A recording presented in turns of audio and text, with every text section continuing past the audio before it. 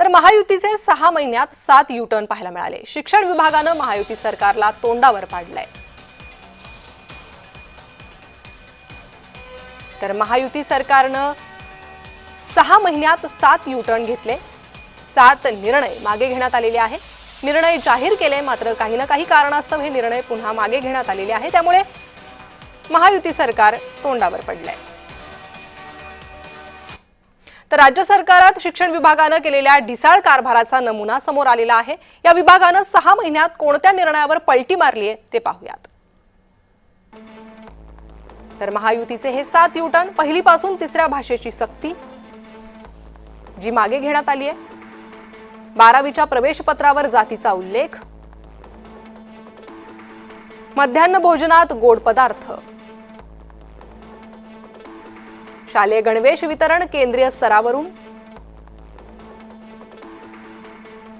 पाठ्यपुस्तकात कोऱ्या पानांचा समावेश, अल्पसंख्याक महाविद्यालयात आरक्षण अंमलबजावणी,